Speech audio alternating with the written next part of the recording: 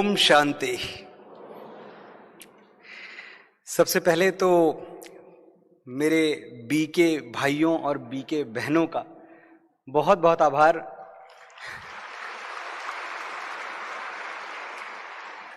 मैं ये देख सकता हूं कि इस कोने से लेके उस कोने तक और पहली पंक्ति से लेके अंतिम पंक्ति तक आपने कुर्सियां भर दी हैं, आपने ये पूरा जो पंडाल है ये भर दिया है।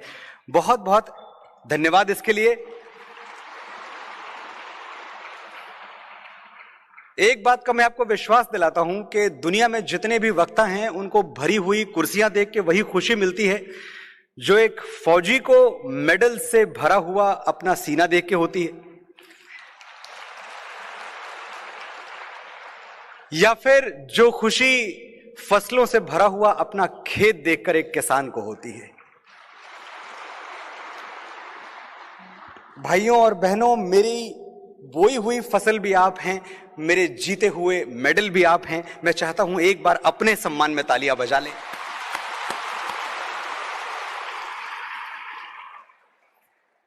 मंच पर आज बड़ी महान विभूतियां विराजमान हैं।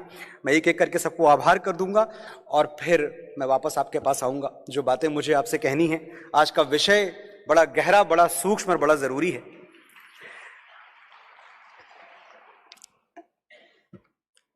राजयोगी डॉक्टर मृत्युंजय जी, बहुत आभार आपका। बहुत अच्छे से आपने पूरा ये जो समा बांधा है, जो माहौल बनाया है कि आज होने वाला क्या है। राजयोगिनी जयंती दीदी, आपका आभार। मैं बहुत बहुत दिल से चाहता हूं एक बार आप तालियां बजाएं मेरे पिता तुल्य पद्मश्री नाना पाटेकर जी के लिए। इनका यहां आना, उपस्थित होना इस सभा में जल शक्ति को और जल संरक्षण को कितनी ताकत दे रहा है, ये हम सब समझ सकते हैं। शूट कर रहे थे, बहुत मुश्किल होता है जब एक कलाकार एक कमिटमेंट में बंधा हुआ हो, लेकिन इतना बड़ा विषय था और इतना बड़ा मिशन था कि उसको मना नहीं कर पाए, उनको यहां आना पड़ा और बड़े दिल से, बड़ी खुशी से आए हैं। बहुत बहुत स्वागत आपका नाना जी। मेरे बड़े भाई केंद्रीय मंत्री श्री गजेंद्र सिंह शेखावत जी, आपने ये अवसर दिया कि आज मैं उस बारे में वक्तव्य दे सकूं जो शायद जीवन की पहली शर्त है। बाकी सब चीजें पीछे रख सकते हैं हम, लेकिन जल संरक्षण, पानी के बिना तो सब सूना है, ये हमको पता ही है। आपने एक मौका दिया मुझे कि मैं इस मंच पे आऊं, ये बोलूं। आज समय बहुत कम है, तो पहली बात तो ये उम्मीद मत करिएगा कि हमेशा की तरह जैसे मैं आपसे 1.5 घंटे बात करता हूं वो करूंगा। कुछ मिनट हैं गिनती के, तो मैं अपनी बात कह के यहां से जाऊंगा। एक बार मैं, मेरे छोटे भाई जैसे हैं लेकिन रुतबे में बहुत बड़े हैं, महाराज कुमार लक्ष्य राज सिंह मेवाड़, मैं चाहता हूं इनके अभिनंदन में भी तालियां बजाएं।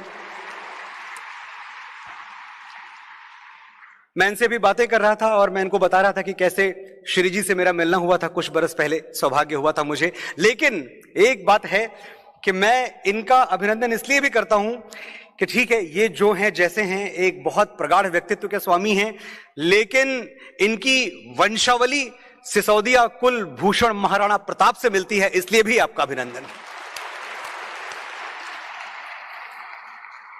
हम सब जानते हैं कि जब हमारे भारतवर्ष में बड़े बड़े राजा महाराजा आक्रांताओं के आगे घुटने टेक चुके थे, तब भी मेवाड़ ने घास की सूखी रोटियां खा के जीवित रहना मंजूर कर लिया, लेकिन एक जालिम को जिल्ले इलाही कहना स्वीकार नहीं किया। ये है क्षत्रित्व। विश्वास मुझे निजवाणी का है, राजपूत कुल प्राणी का, वो झुक सकता है वीर नहीं यदि दूध पिया छत्राणी का। हम सब एक मुहावरा बचपन से सुनते आ रहे हैं और मैंने तो बहुत बार सुना है कि बेटा 3 चीजों का इंतजाम कर लो, रोटी कपड़ा मकान, जीवन निकल जाएगा। जब मैं बड़ा हुआ तो मुझे समझ में आया कि यह मुहावरा अशुद्ध तो नहीं है पर अधूरा जरूर है, क्योंकि इसमें पानी कहीं नहीं है। सिर्फ रोटी कपड़ा मकान, तो जो पानी की जगह है मेरे हिसाब से वो मकान के बाद नहीं है, वो रोटी के पहले है। तो अगर मुझसे पूछें तो पानी, रोटी, कपड़ा और मकान, जब तक आप इन चीजों का इंतजाम नहीं कर लेते तब तक आपका जीवन संकट में है, आप खतरे में है। मुझे एक किस्सा याद आता है, आजादी के पहले की बात है। महात्मा गांधी प्रयागराज में थे और वहां पंडित जवाहरलाल नेहरू उनसे मिलने आए। कुछ जरूरी बातें थीं, बातें होती रहीं और महात्मा गांधी उस वक्त हाथ मुंह धुल रहे थे। तो बातें इतनी गूढ़ थीं, इतनी गंभीर थीं कि उनका ध्यान नहीं गया कि कब वो हाथ मुंह धुलते हुए जरूरत से ज्यादा पानी खर्च कर गए। अचानक उनके चेहरे पे उदासी की रेखाएं आ गईं। नेहरू जी ने नोटिस किया, बोला ये क्या आप गांधी जी अचानक उदास हो गए, क्या हो गया, किसी चीज ने आपको परेशान किया? तो बोले मैंने ध्यान नहीं दिया जवाहर, लेकिन मैंने जरूरत से ज्यादा पानी खर्च कर दिया, बहुत बड़ा अपराध हो गया मुझसे।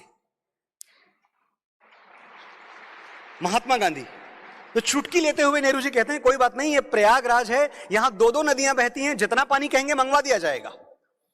महात्मा गांधी ने उस वक्त जो कहा वो हम सबको याद रखने की जरूरत है। उन्होंने कहा पानी सबकी संपत्ति है, किसी एक व्यक्ति विशेष की संपत्ति नहीं है, किसी सरकार की संपत्ति नहीं है, किसी शासन की संपत्ति नहीं है, किसी अमीर की संपत्ति नहीं है। जब आप अपनी जरूरत से ज्यादा पानी खर्च करते हैं तो आप किसी का हक मार रहे हैं, आप याद रखें।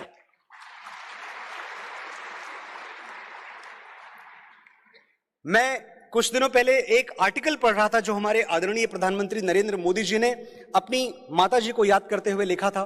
उन्होंने बताया कि वो जिस घर में रहा करते थे बचपन में, उस घर की छतें टूटी हुई थी, तो बारिश के दिनों में बड़ा मुश्किल हो जाता था वहां रहना।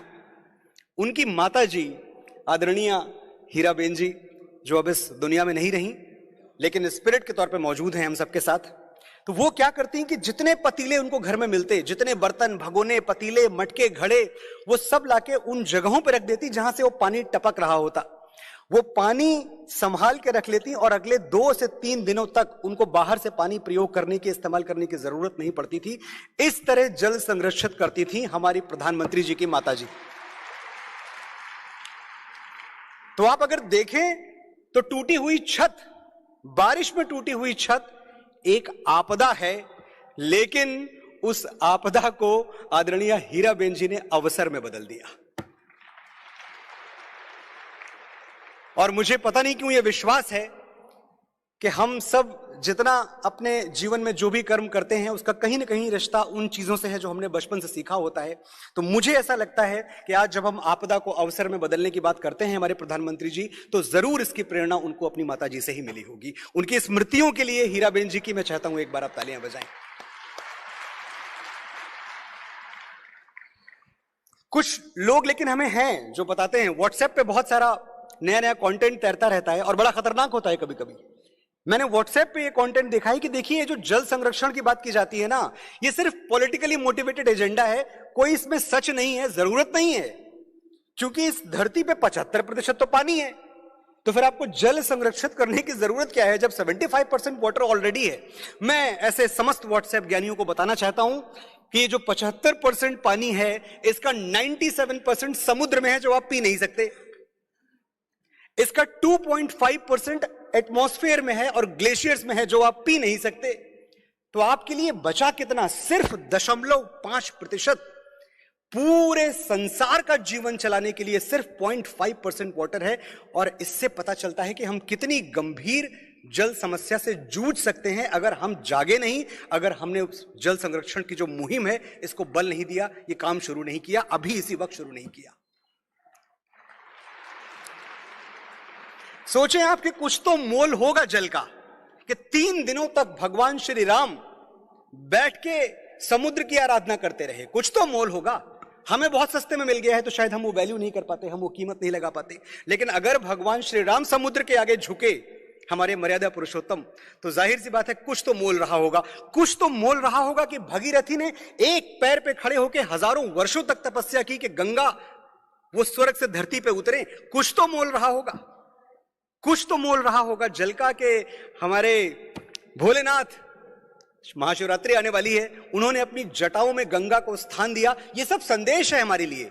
या तो आप कुछ ना सीखें, कुछ ना समझें, आंख बंद करके जीते रहें, और या जितना कुछ आपके अतीत में घट चुका है आप हर चीज से सीखें। तो मुझे लगता है कि यहां जो लोग बैठे हुए हैं ये हर चीज से सीखते हैं, और आप ये सारे जो दिव्य और अलौकिक पुरुष और जो महिलाएं हुई हैं भारतवर्ष की धरती पे, इनके जीवन से सीखेंगे तो आप पाएंगे कि हर किसी का रिश्ता कहीं ना कहीं इस बात से जरूर रहा है कि जितना पानी बचा पाए बचा लिया जाए। तो मैंने कहा था आज समय बहुत कम है, मैं सिर्फ 3-4 मिनट और लूंगा। मैं देखता हूं डॉक्यूमेंट्रीज कभी कभी टेलीविजन पे, और तब मुझे लगता है कि जल की कीमत, अगर आपको पानी की कीमत समझनी है तो उस मां से पूछिए जो 70 साल की उम्र में जैसलमेर के दूर दराज के गांवों में एक मटका पानी भरने के लिए 5 किलोमीटर चल के जाती है और 5 किलोमीटर चल के वापस आती है ताकि उसके परिवार को एक मटका पानी मिल पाए। रीढ़ की हड्डियां दोहरी हो जाती हैं, लेकिन पानी इतनी जरूरी चीज है। जी नीचे रह गया। और अगर आपको और कीमत समझनी है तो मैंने कहानियां सुनी हैं, और मैं बहुत सारे फौजियों के साथ मुझे सौभाग्य रहा है बैठने का। नाना जी यहां बैठे हुए हैं। नाना जी की खुद की जिंदगी सेना का गुणगान करते हुए, यशगान करते हुए बीती है। उन्होंने फिल्में भी की हैं। ये भी ये बात समझते हैं कि जब हमारे फौजी, और अभी 99 की बात मैं बताऊं आपको, कारगिल युद्ध की कहानी आप देखें। जब विक्रम बत्रा को यह कहा जाता है कि आप जाओ ऊपर, आपको चोटी नंबर 5142 आजाद करानी है और बहुत ऊपर है, तो एक ऑप्शन होता है कि जो 60 किलो का बैग आपने लादा हुआ है, उस 60 किलो के बैग में एक जगह खाली है 2 इंच बाई 7 इंच की, तो उसमें पानी का एक बोतल रख लो, जरूरत पड़ेगी। थोड़ी देर के लिए हमारे फौजी सोचते हैं कि हां इसमें पानी की बोतल रख लेनी चाहिए क्योंकि ऊपर पानी नहीं मिलेगा, सिर्फ जमी हुई बर्फ है। लेकिन फिर वो ये भी सोचते हैं कि अगर यहां पानी की एक बोतल की जगह 20 गोलियां भर ली तो 20 दुश्मन मार के आएंगे।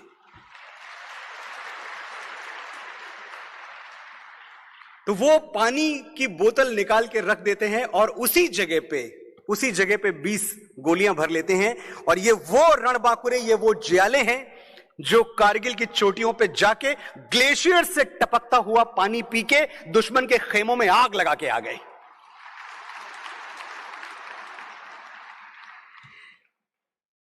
तो ऐसी अनगिनत कहानियां हैं, मैं कहां से शुरू करूं, कहां से खत्म करूं, लेकिन मुझे लगता है कि आप सब इतने बुद्धिजीवी हैं कि मुझे आपको यह बताने की जरूरत नहीं है कि पानी और जिंदगानी वैसे तो किताबों में पर्यायवाची के तौर पे नहीं लिखा जाता, लेकिन सिनोनिम है एक दूसरे का। तो आप इसको पर्यायवाची मान के जिए कि जब इस तरफ पानी खत्म होना होगा तो जिंदगानी का खत्म होना तय है।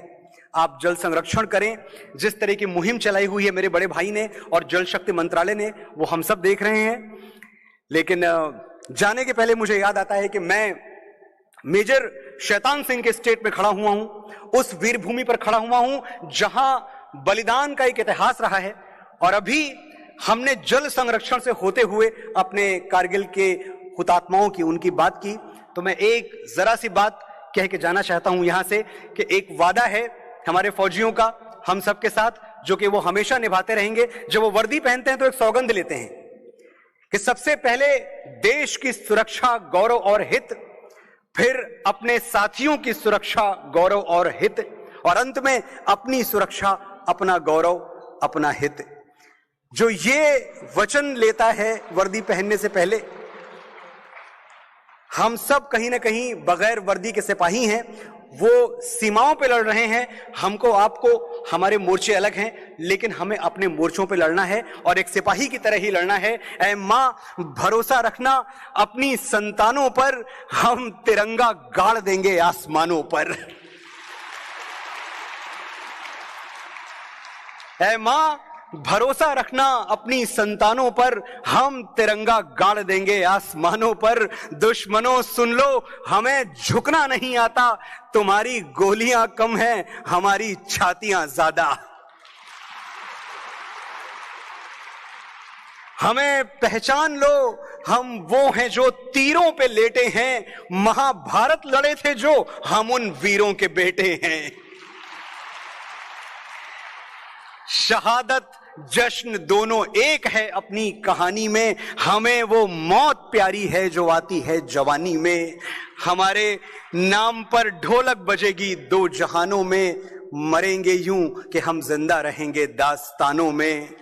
हिंदुस्तान को नाज होगा हम दीवानों पर, ऐ मां भरोसा रखना अपनी संतानों पर, हम तिरंगा गाड़ देंगे आसमानों पर। बहुत आभार आपका बड़े ध्यान से सुनने के लिए। मैं आपसे विदा चाहता हूं। फिर कभी अगर मुझे बुलाया ब्रह्म कुमारी इस महान संस्था ने तो मैं आऊंगा और आपसे थोड़ी और लंबी बात होगी। बहुत आभार आपका, धन्यवाद।